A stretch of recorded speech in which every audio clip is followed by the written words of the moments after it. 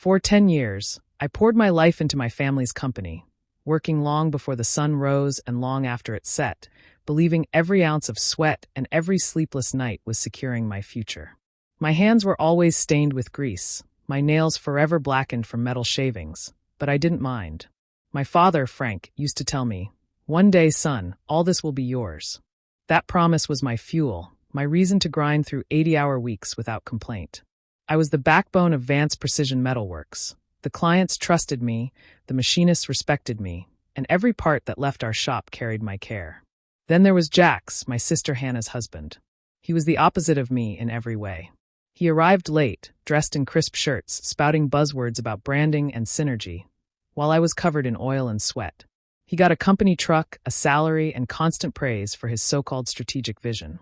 I tried to ignore it, thinking maybe my father would make things right when the time came. But that night changed everything. I was working late, finishing a critical order that couldn't afford delays, when I realized I needed an old invoice from my father's locked desk. The key was tucked away, and as I rifled through the drawers, I stumbled across a legal folder I hadn't noticed before. Curiosity overtook me. I opened it and froze. There it was, notarized documents transferring full ownership of Vance Precision Metalworks to Jax Miller. Not in the future. Not someday. 3 months ago. Signed, sealed, and completely ignored me. The machines around me hummed, the sound suddenly cruel, like they were mocking me.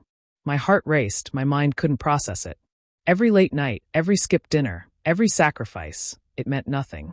My family had lied to me, pretending that my hard work was an investment in my future, while they quietly handed everything to someone else. I felt hollow, the betrayal burning through me, but no scream escaped. Instead, I took a photo of the documents, returned everything to its place, and left the shop quietly, as if nothing had happened. For a moment, the world outside felt still. I realized the life I thought I was building for myself had been stolen while I trusted the people who were supposed to protect me. I had spent a decade giving my all to a dream that wasn't mine, and now the truth was undeniable. The promise my father made, the sacrifices I endured, none of it mattered. Jax had it all, and I had nothing but the weight of betrayal. That night, I decided something. If they thought they could erase me from my own life, they were about to learn that I wasn't finished, and my story wasn't over. I felt nothing at first. No anger, no tears, just a hollow emptiness that weighed me down. The betrayal was sharp, but I didn't scream or break down. I quietly took a photo of the documents with my phone, making sure I had proof of what they had done. Then I carefully put everything back exactly as it was, leaving the desk untouched. The next morning, I didn't go to work. I didn't make excuses or explain myself. I sent one simple message to the family group chat. Effective immediately, I resign. Good luck with the new ownership structure. Then I turned off my work phone and walked away from the place that had consumed so much of my life. Almost immediately, my personal phone blew up. Missed calls, texts, and angry messages from my parents and sister poured in. My mom begged, "Caleb, please explain. We need you," my dad demanded. "This is unacceptable. The steel core dynamics shipment can't wait." Hannah's texts were sharp and mocking. "You can't just abandon everything. You're being selfish." I ignored it all. Each notification felt weaker as I left them unanswered. Finally, I blocked their numbers. For the first time in years, I felt a strange relief. I wasn't reacting to their panic or anger anymore. I wasn't letting their lies control me. The silence that followed was strange but freeing. No one was demanding explanations. No one was judging or pressuring me. The world felt lighter, even though the hurt was still there. I realized that walking away didn't make me weak. It gave me space to think, to breathe, and to figure out my next move. In that quiet, I understood something important. Leaving didn't mean giving up. It meant choosing myself over the people who had lied to me, who had betrayed my trust. For the first time, I could see a future without being trapped by their expectations or control. It was the start of something new, even if I didn't yet know exactly what it would be. I spent a week in a cheap motel, barely moving from the small bed in the corner. I slept when I could, ate quick meals, and let my mind run through everything that had happened. The silence was strange at first, almost deafening, but slowly it started to feel freeing. For the first time in years, I didn't have anyone watching me, questioning me, or demanding I fix their mistakes. I had space to think and to feel, to let the betrayal settle and figure out what I wanted next. On the 8th day, I decided to unblock my dad's number, just to see what he might say. I didn't expect much, maybe a short message, but almost immediately my phone rang. It was him. His voice was shaky, panicked in a way I had never heard before. It was a voice that no father should ever have when calling a child, a voice that revealed fear and helplessness all at once. Caleb, thank God. It's Steelcore Dynamics. The tolerances on the new run are all wrong. Jax handled the setup, and he's completely in over his head. They're rejecting the entire order and threatening to leave for good. This is 40% of our business. You have to come in and fix this. I listened quietly, letting his words fill the room, letting the anger and frustration I had felt for years rise up. I thought about the long nights, the endless sacrifices, the times I had covered mistakes I didn't make, and the countless times I had been ignored or dismissed. Every betrayal, every lie, every unfair treatment, all of it came rushing back in that moment. I took a slow, steady breath, feeling the weight of it all pressed down on me, but also the clarity that came with knowing I had finally stepped away. My voice was calm, cold, and measured when I spoke. Let the new owner deal with it, I said. I didn't shout. I didn't beg. I didn't give in. I hung up the phone and felt a strange relief. For the first time, I realized that walking away didn't mean I was powerless. I had chosen to step back, to not let their panic or mistakes control me. I had finally claimed a part of myself that had been buried under years of work, loyalty, and lies. I could watch them struggle without guilt, and I could focus on what was truly mine, my future, my choices, and my life. When I pulled into the parking lot, I saw them waiting, my parents, Hannah, and Jax, all standing together like they'd planned this moment. My chest tightened, but I didn't panic. I stepped out of the car slowly, taking in their faces, the mixture of anger, fear, and expectation that I had seen so many times before. My mother's voice broke first. How could you do this to us? To your own family? Her tears were real, or maybe they were just for show. My father tried to assert control, his tone harsh. This is your name on the building too, son. Stop being selfish. I didn't answer right away.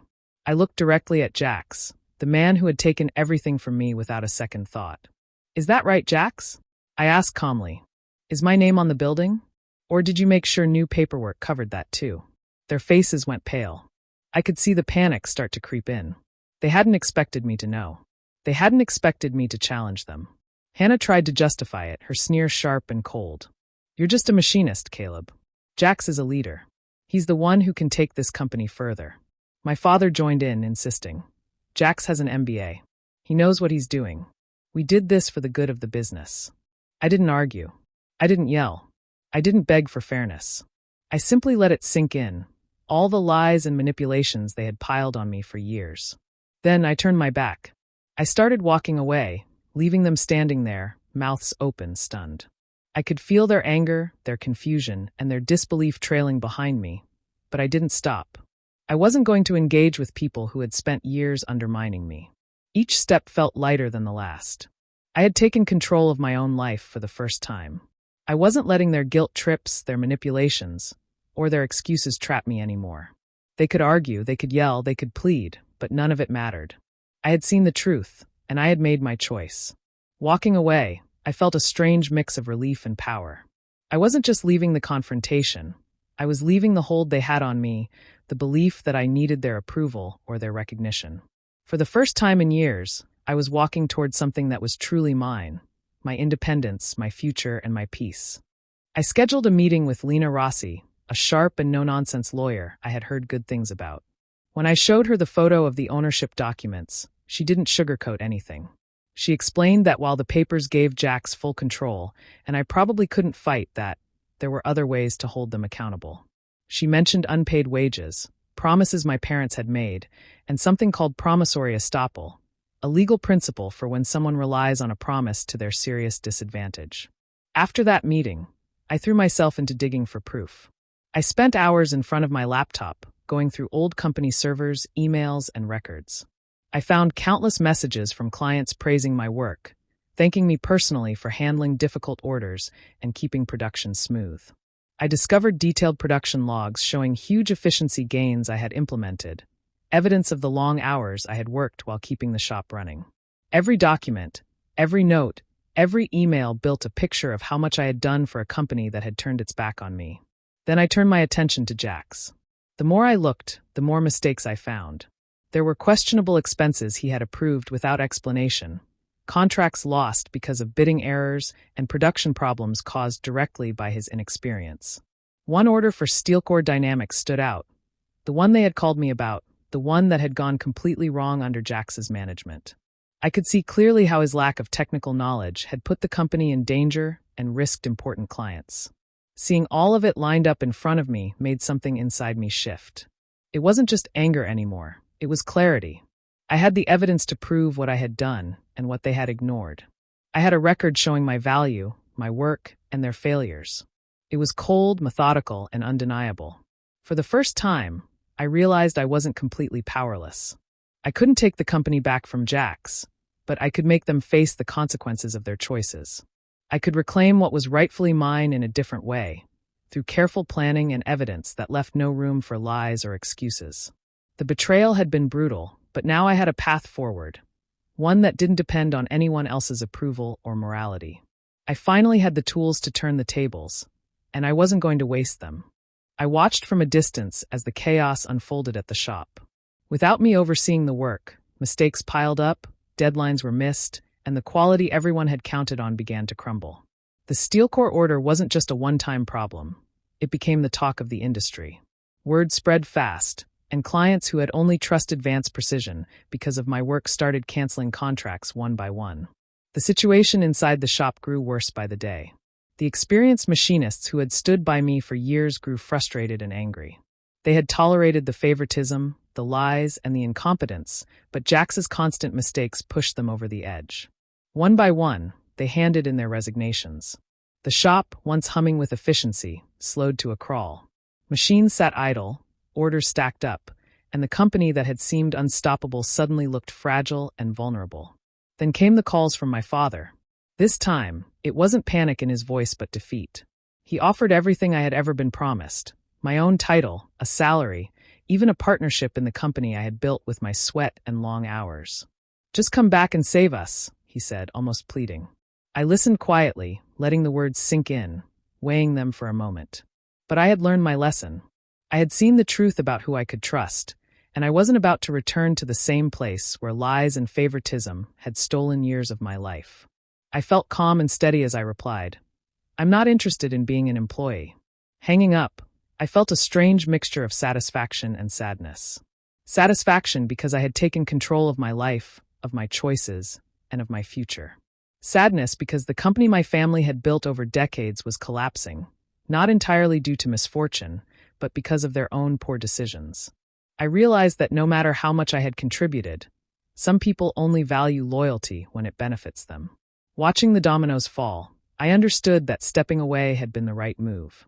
I didn't need to fix their mistakes, and I didn't need their approval or recognition. The shop's failure wasn't my burden to carry anymore. For the first time, I could focus on myself, on rebuilding something that was truly mine, without interference or betrayal. I had proof, I had evidence, and I had clarity. Now it was time to move forward on my terms, leaving the chaos and disappointment behind. Lena Rossi wasted no time. A few days after I gave her the evidence I had collected, she sent a formal letter to Vance Precision Metalworks and directly to Jax. The letter was clear and firm. It outlined a lawsuit for 10 years of back pay at a fair market rate for someone doing the kind of work I had been handling. Long hours, demanding tasks, complete responsibility for production. It also included damages for fraudulent inducement, highlighting the promises my parents had made and how I had relied on them to my significant detriment. Every detail I had collected, the emails, the production records, the logs of my weeks, was referenced, leaving no room for doubt. When the letter arrived, the effect was immediate. The numbers were staggering, enough to shake the company to its core, possibly even bankrupt it. I watched as panic spread through the family. Jax, who had seemed confident and untouchable, began shifting blame frantically. He pointed fingers at my father and sister, trying to avoid responsibility for the mess he had created. Frank, my father, was furious, his anger laced with disbelief. He could no longer ignore the truth about Jax's incompetence and his own poor judgment in trusting him over me.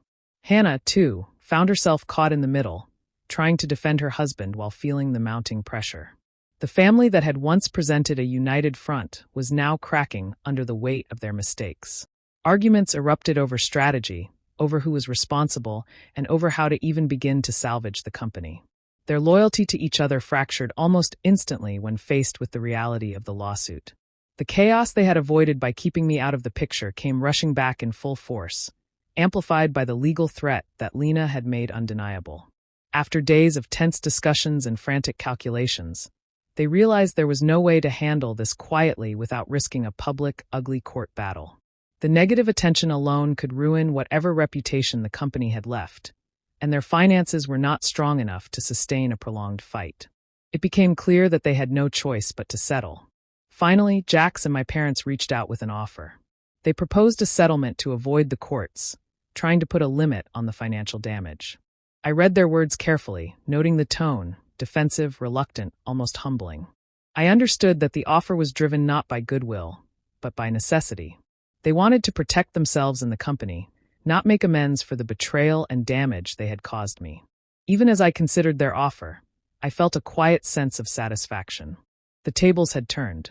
The family that had underestimated me, manipulated me, and taken from me was now forced to face consequences.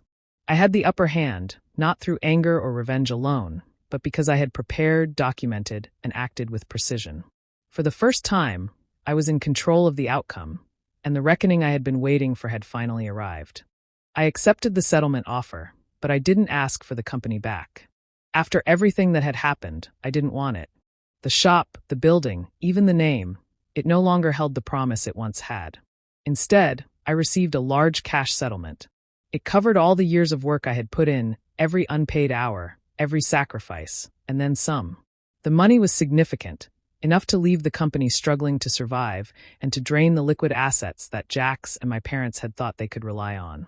Almost immediately, the consequences of my actions became clear.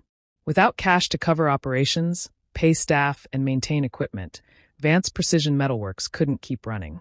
Clients that had remained despite Jax's errors began to back out. The company, once a strong presence in the industry, started to collapse under its own weight. Within weeks, bankruptcy was inevitable. Assets were sold off at auction. Machines, tools, inventory, everything my grandfather had worked so hard to build. I watched from afar as the business that had been a family legacy was broken apart, item by item, piece by piece. Even with all this, I didn't feel triumph or joy. The victory was bitter and hollow. I had forced accountability and claimed what was owed to me, but it came at a heavy cost. The company I had nurtured, trained staff for, and devoted myself to no longer existed. The legacy my family had once held so proudly was gone, and with it, my connection to them had been severed beyond repair. My parents' and sisters' decisions had destroyed the family trust, and no amount of money could fix the breach. Sitting quietly with the settlement in my hands, I realized the emptiness of it all. I had won the fight in a legal and financial sense, but the emotional toll lingered. There were no celebrations, no congratulations, no relief. The business was gone, my family fractured, and the life I had imagined within that company was never coming back. All that remained was the proof that I had been right, that my work mattered, and that my family had failed me in every possible way. Still, even in the silence, there was a small spark. I had survived the betrayal. I had made sure they couldn't walk away without consequence. While the victory was cold, it was mine, and it gave me something I hadn't had before, freedom. I no longer owed anyone loyalty or forgiveness, and I could finally think about my own future, on my own terms. The road ahead was uncertain, but at least it was mine to walk, and that alone gave me a quiet sense of control I hadn't felt in years. I used the settlement money to start fresh. I found a small, well-kept industrial space and signed the lease, imagining it as a place where I could finally work on my own terms. At the auction, I bought back some of the high-end machines I had trained on for years, the tools that had once felt like an extension of myself. Everything else I could replace or improvise, but these machines gave me a solid start and a sense that I wasn't starting from nothing. Once the space was ready, I hung a simple sign outside, CV Precision Engineering. It felt good to see my own name on the building, a name I could trust to represent me and my work. I picked up the phone and called Steelcore Dynamics. "I heard you were looking for a new, reliable partner," I said, calm and confident. The foreman's voice on the other end was cautious at first, but I could hear the relief and hope returning as I assured him things would be different this time. Next came the team. I reached out to the machinists who had stuck by me through everything, loyal, talented, and hardworking. One by one, they agreed to join me, and together we began building more than a business. We built a culture based on respect, fairness, and accountability. Everyone knew their work mattered and that their effort would be valued. Decisions were made together, and trust, something I had long missed in my previous workplace, became the foundation of everything we did. The first few months were challenging. The shop was smaller, and orders came slowly, but every success felt like my own. Every product that left the floor was proof that hard work, knowledge, and honesty could create something sustainable. There were no shortcuts, no favoritism, no politics, just dedication and skill. I could finally shape the business in a way that aligned with my values, without being undercut by lies or incompetence. Over time, word spread. Clients who had lost faith in the old company started coming back, impressed by the quality and consistency we were delivering. My reputation, which had been overshadowed by family drama, began to shine again. Every machine we repaired or part we produced reminded me that I was capable of building something lasting, something that belonged entirely to me. For the first time in years, I felt in control of my life and my work.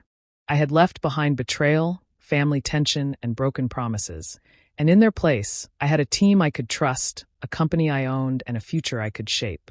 It wasn't the old empire I had been promised. It was something better, because it was mine.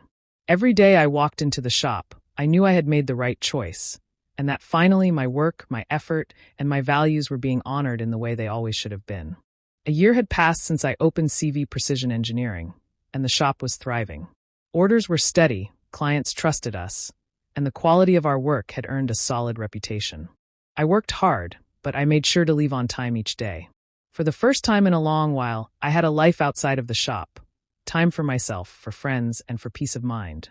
I felt the difference between working to survive and working because I wanted to build something that was truly mine. One afternoon, while I was reviewing a new project, I noticed my father standing near the entrance.